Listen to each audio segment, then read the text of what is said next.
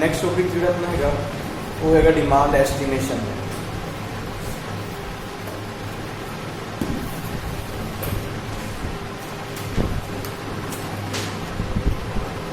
ਅੱਜ ਦਾ ਜਿਹੜਾ ਟਾਈਮ ਹੈ ਮੀਨਸ ਕਸਟਮਰ ਅਸੀਂ ਦੇਖੀਏ ਮਾਰਕੀਟ ਦੇ ਵਿੱਚ ਬਹੁਤ ਸਾਰੀਆਂ ਫਰਮਸ ਸੇਮ ਪ੍ਰੋਡਕਟ ਲਈ ਕੰਮ ਕਰ ਰਹੀਆਂ ਨੇ, ਲੇਕਿਨ ਮਾਰਕੀਟ ਵੈਲਿਊ ਕਿਵੇਂ ਬਣਦੀ ਹੈ? ਕਸਟਮਰ ਦੀ ਵॉइस ਦੇ ਅਕੋਰਡਿੰਗ। ਅਗਰ ਕਸਟਮਰ ਸਾਡੇ ਕੋਲ ਜ਼ਿਆਦਾ ਹੋਣਗੇ ਤਾਂ ਹੀ ਮਾਰਕੀਟ ਦੇ ਵਿੱਚ ਵੈਲਿਊ ਬਣ ਸਕਦੀ ਹੈ।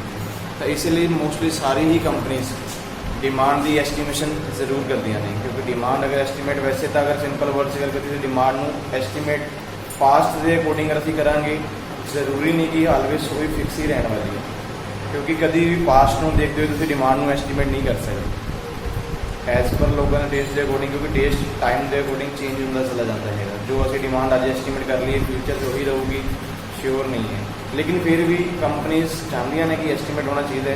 ये एस्टीमेशन किन्ने हिसाब नाल हो सकते? सब तो पहला आता अपन क्वेश्चन जो लेवल ऑफ डिमांड एस्टीमेशन। सब तो पहला आता है फर्म लेवल। फर्म लेवल मीनस जो असी विद इन नॉर्मल इकॉनमी के कोई अपना डिमांड का एस्टीमेट करते हैं। कोई इस सिंपल एरिया जिवें एग्जाम्पल करिए भी सान्नेवाल की कोई कंपनी है, उन्हें सिर्फ सान्नेवाल का एस्टीमेशन लिया है तो उन्होंने असीं कह देंगे फर्म लेवल एस्टीमेशन। उस तो बाद आता है industry level estimation. Industry level मीनस same type की गुड्स होंगी जो तो बहुत सारिया कंपनीज मिल के एस्टीमेट करती है।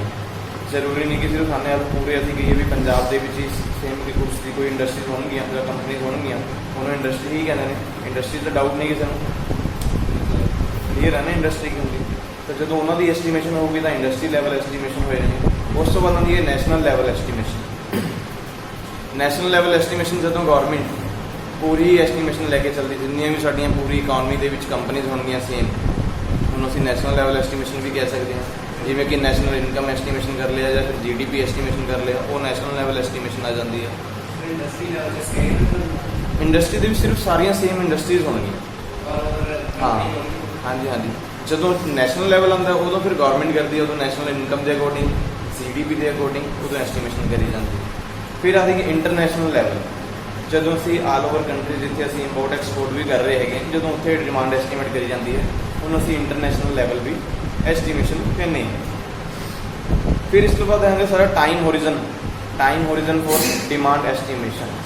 टाइम होरिजन मतलब किन्ने टाइम के अकॉर्डिंग हो सकती है। दो प्रकार नाल एस्टीमेशन होएगी, शॉर्ट रन एस्टीमेशन और लॉन्ग रन एस्टीमेशन। सब तो पहला असी गल करते हैं शॉर्ट रन एस्टीमेशन, जिहदे विच साडे कोल वेरीएबल इनपुट्स जिहड़े हुंदे ने ਉਹਦੇ ਵਿੱਚੋਂ ਇੱਕ ਇਨਪੁਟ ਆਲਵੇਜ਼ ਫਿਕਸ ਰਹਿੰਦਾ ਹੈ। ਇਨਪੁਟਸ ਤੁਹਾਨੂੰ ਪਤਾ ਹੀ ਹੋਊਗਾ ਜਦੋਂ ਅਸੀਂ ਕੋਈ ਪ੍ਰੋਡਕਸ਼ਨ ਕਰਦੇ ਹਾਂ ਕੀ ਹੋਣਗੇ, ਲੈਂਡ ਹੋ ਗਿਆ, ਪੈਸਾ ਹੋ ਗਿਆ, ਲੇਬਰ ਹੋ ਗਈ। ਇਹਨਾਂ ਦੇ ਵਿੱਚੋਂ ਕੋਈ ਨਾ ਇੱਕ ਚੀਜ਼ ਫਿਕਸ ਰਹੇਗੀ, ਬਾਕੀ ਚੀਜ਼ਾਂ ਸਾਰੀਆਂ ਵੇਰੀਏਬਲ ਰਹਿੰਦੇ ਨੇ। ਜਦੋਂ ਸ਼ਾਰਟ ਟਾਈਮ ਲਈ ਅਸੀਂ ਕਹਦੇ ਲੈਸ ਦੈਨ 1 ਈਅਰ ਵੀ ਕਹਿ ਲਈਏ, ਤੁਸੀਂ ਕੋਈ ਐਸਟੀਮੇਸ਼ਨ ਕਰ ਰਹੇ ਹੋ ਤਾਂ ਉਹਨੂੰ ਸ਼ਾਰਟ ਟਰਮ ਐਸਟੀਮੇਸ਼ਨ ਕਹਾਂਗੇ। ਲੌਂਗ ਰਨ ਐਸਟੀਮੇਸ਼ਨ ਦੇ ਵਿੱਚ ਕੀ ਹੋਏਗਾ, ਸਾਰੇ ਵੇਰੀਏਬਲ ਇਨਪੁਟਸ ਚੇਂਜੇਬਲ ਵੇਰੀਏਬਲ ਹੀ ਰਹਿੰਦੇ ਹੈਗੇ ਨੇ। ਜਦੋਂ ਮਰਜ਼ੀ ਕਿਸੇ ਨੂੰ ਘਟਾ ਲਓ ਵਧਾ ਲਓ। जो मोर दैन 1 ईयर लिए डिमांड एस्टीमेशन करते हो उन्होंने लॉन्ग रन एस्टीमेशन कहते। फिर आता है कैटेगरी ऑफ गुड्स।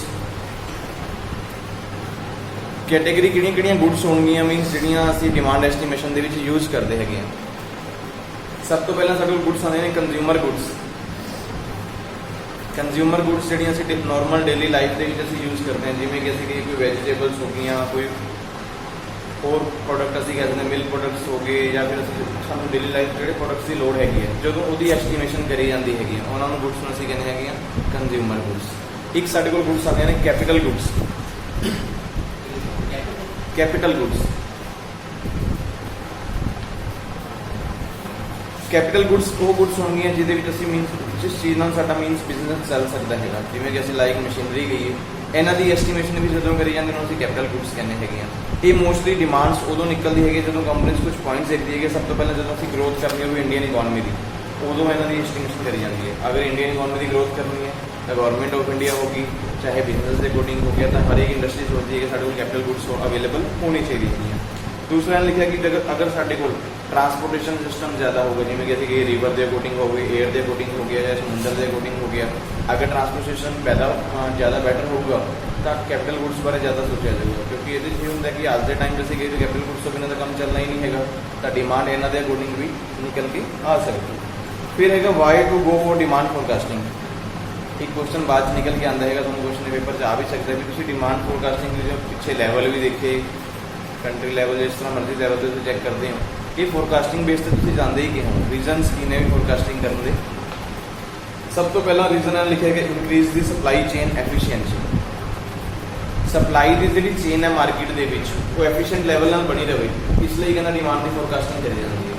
अगर मार्केट के प्रोडक्ट असीं अवेलेबल पहुँचाना है डिमांड तां ही चेक करांगे, नहीं तो कंपनीज की करनगियां गुड्स बनाई जाएंगियां प्रोडक्शन करके अपने को सेव रखते चले जाएंगे। वो ज़्यादा टाइम तक नहीं रख सकते क्योंकि हर एक बंदे की कैपिटल जी होंगी है उन्होंने भी उन्होंने रोटेट करना होंगे। अगर पैसा एक जगह पर ही फिक्स होता चला जाऊगा तो मतलब ये हो जाना थोड़ा एसेट्स जो ब्लॉक एसेट्स बनते चले जाएंगे। ऑलवेज पैसा लिक्विड के चाहिए कि पैसा टाइम टू टाइम बिजनेस को लाता रहे, इसलिए डिमांड की फोरकास्टिंग करी जाती है ताकि मार्केट सप्लाई बनी रहे। दूसरा है इंप्रूव लेबर मैनेजमेंट। लेबर की मैनेजमेंट भी इंप्रूव होती रहे, इसलिए भी डिमांड की फोरकास्टिंग करी जाती है।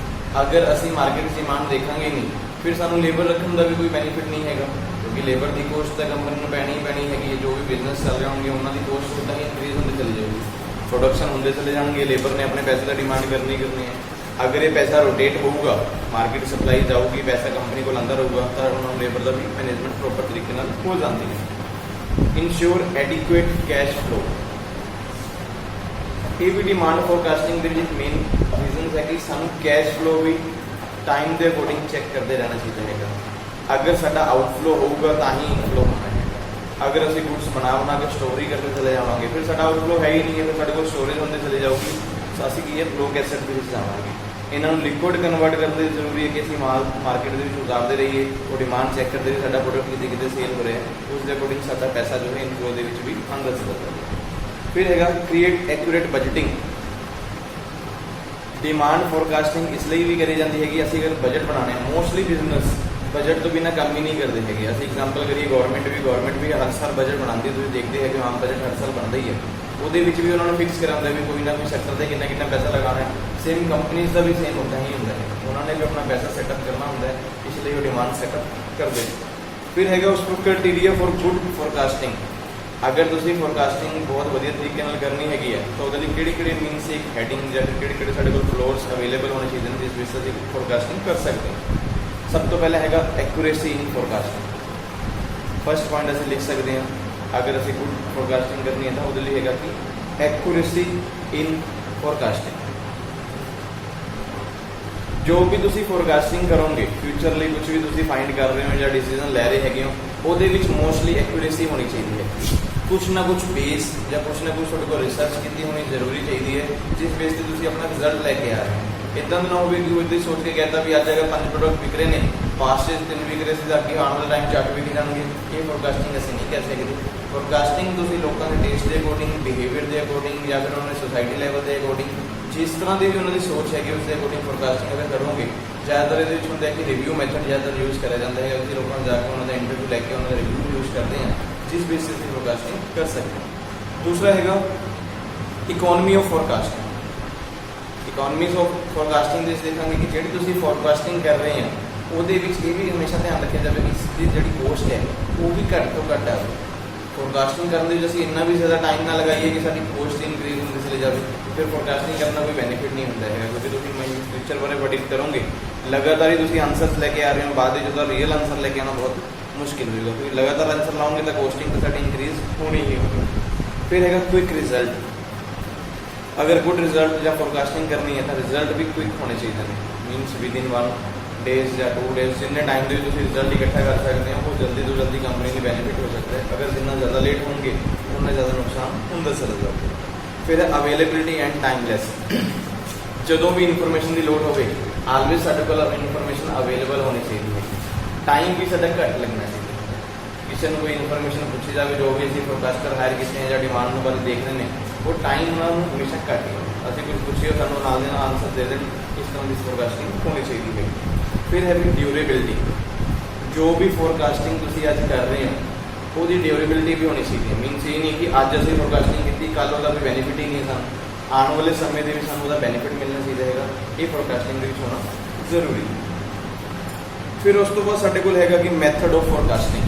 फोरकास्टिंग किहड़े मैथड के नाल करी जा सकती है, ये मेन क्वेश्चन है थोड़ा इस टॉपिक के जो थोड़ा आ भी जाता है। फोरकास्टिंग सब तो पहला मैथड साढ़े को आ रहा है कलैक्टिव ओपीनियन सर्वे। इस मैथड ਦੇ ਵਿੱਚ ਜਿੰਨੇ ਵੀ प्रोड्यूसर्स होंगे वो सारे बायर्स तो इन्फॉर्मेशन लैंगे असं कलैक्टिव बेस मीनस उन्होंने एक एरिया लिए इकट्ठे करके या कोई सैमीनार हायर करके या कोई मीटिंग करके उन्होंने सारे तो कुछ क्वेश्चनस दे के जो सर्वे बेस से आंसर इकट्ठे करे जाते तो उस बेस से जी फोरकास्टिंग असी करते हैं उन्होंने कलैक्टिव सर्वे मैथड भी कह सकते हैं या फिर कलैक्टिव बारगेनिंग मैथड या फिर उस तो बाद कलैक्टिव ओपीनियन सर्वे मैथड भी उन्होंने कह सकते हैं। इस बेस से हमेशा जोड़ा एस्टीमेशन होंगी है जो भी असं सर्विस लेने वो भी पर्सनल जजमेंट बेस पे जजमेंट करने वाले परसन भी थोड़े को कोई आइडियल परसन होने चाहिए जिन्होंने नॉलेज हो फोरकास्टिंग बारे या फिर मैं मार्केट बारे। दूसरा मैथड थोड़े को है survey of customer intention. Survey of customer intention market के असीं जाइए उन्होंने कस्टमरस को फाइंड करिए जो साढ़े प्रोडक्ट को परचेज करते हैं उन्होंने तो सर्वे लिया जाए उन्होंने इंटेंशनस की ने उस बेस से जो असीं फोरकास्टिंग करते हैं तो इस तरह के मैथड असीं कस्टमर इंटेंशन लार्ज एरिया नहीं असीं कह सकते कि जिस एरिया के अपना सिर्फ सामान सेल कर रहे हैं वही एरिया हूँ मैं एग्जाम्पल करूँ मेरी कंपनी जिम्मे असीं नॉर्मल फर्म लैवल से कह लीए लुधियाना के लुधियाना के ये नहीं कि सारे एरिया नहीं पहुँचांगे जिन्ने जिन्ने एरिया सानूं कस्टमर क्योंकि सारे कस्टमर थोनों इंटरव्यू देने वाले होंगे असीं कह नहीं सकते ਅਸੀਂ ਜਿਵੇਂ ਹੁਣ ਜਾਣੇ एग्जाम्पल मान लो कि सर्वे दे के लैने हैं मोस्टली न्यूज़ से सानूं मिल जाता न्यूज़ के की होंगे भी जो रिपोर्टर जिथे पहुँचते हैं सारे जाने नहीं इंटरव्यू देंगे उन्होंने वालों क्वेश्चन जनरेट होंदा है कुछ लोग तो पीछे ही हटते चले जाते हैं सिस्टम वही होंगे सर्वे के भी तुसीं क्वेश्चन अपने वालों रेडी रखोगे और क्वेश्चन आंसर की रिकॉर्डिंग करते चले जाओगे जो परसन रिकॉर्डिंग आ रहा है असं तो रिकॉर्डिंग करांगे बाद में फिर सिलेक्शन अपनी पर्सनल जजमेंट बेस से करांगे कि सानूं लगता है कि ये आंसर सानूं रखने चाहिए एक आंसर नहीं रखने चाहिए। फिर है थोड़े को sales force composite method.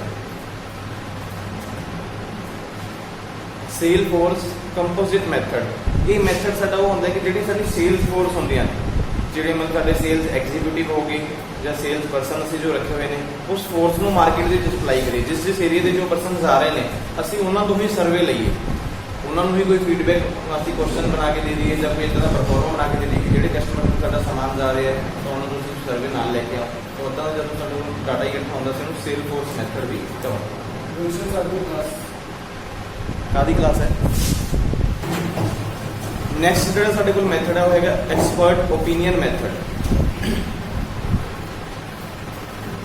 Expert opinion method का मतलब ये हो गया कंपनीज मोस्टली की करनी है कुछ एक्सपर्ट्स परसन बुलानी जिन्होंने मार्केट से ज़्यादा नॉलेज होगी असली जिमें कह सकते हैं कंपनी के मोस्टली डायरैक्टर्स या कोई सैकटरीज या फिर मैनेजर जो अच्छी अच्छी पोस्ट कंपनीज के काम कर रहे हैं उन्होंने जो एक सर्वे कराया जाता उन्होंने ओपीनियन लैके जो तुम कोई डाटा इकट्ठा करते हो उन्होंने एक्सपर्ट ओपीनियन मैथड कहा।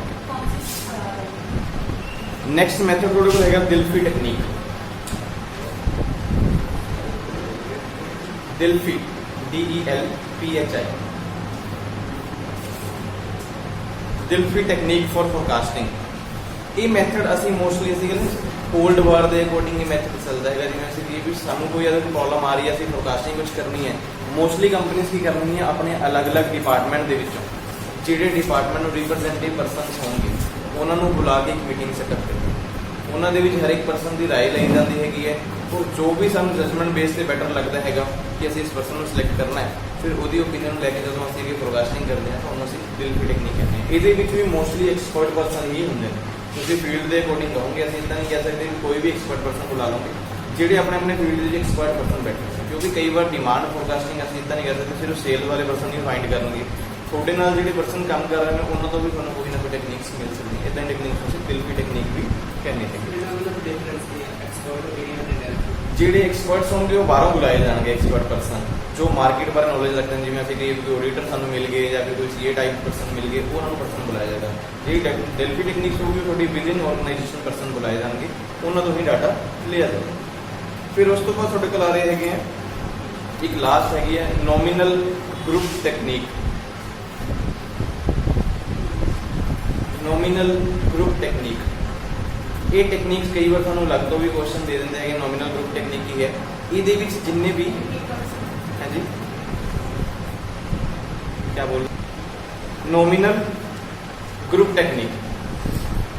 नॉमिनल ग्रुप टेक्निक में क्या होगा जितने भी हमारे एक्सपर्ट होंगे उनको सिटे अराउंड ए टेबल उनको एक गोल टेबल के ऊपर बिठाया जाएगा सब लोगों की राय ली जाएगी ताकि आपस में किसी भी बंदे को ऐसा ना लगे कि हमारी जो राय सुनी नहीं गई, क्योंकि जो हम एक्सपर्ट ओपिनियन लेते हैं उनका जजमेंट लेने के बाद हम लोग उसमें पर्सनल जजमेंट लेते हैं कि हम लोग क्या सिलेक्ट करेंगे। लेकिन जो नॉमिनल ग्रुप टेक्निक है, सभी पर्सन जो भी एक्सपर्ट पर्सन होंगे उनको एक टेबल के ऊपर बिठाया जाएगा, उन सभी से आंसर्स लिए जाएंगे, उन सभी आंसर्स की सभी लोगों के आपस में सहमति बना के रिजल्ट लिया जाएगा। इस टेक्निक को हम बोलते हैं नॉमिनल ग्रुप टेक्निक। है एक्सपर्ट पर्सन ही, सभी की राय होगी, फिर सभी आपस में डिस्कस करेंगे जो उन सभी को बेस्ट लगता होगा, ताकि किसी को अपने यहाँ लगा कि मेरे साथ जो है भेदभाव हुआ या मेरा आंसर लिया नहीं गया, ऐसा कुछ नहीं है। सभी लोगों की मिली जुली जब राय ली जाएगी, इस तरह के क्वेश्चन आंसर को हम बोलते हैं नॉमिनल टेक्निक्स। हाँ, ऑर्गेनाइजेशन में बिठाए जाएंगे, एक टेबल के ऊपर बंदे बिठाए जाएंगे। No no no, expert person बुलाए जाएंगे बाहर से।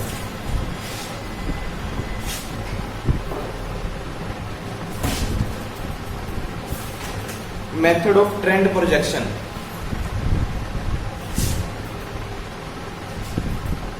इस तरह के मेथड में क्या होगा, हम ट्रेंड बेस पे चलेंगे।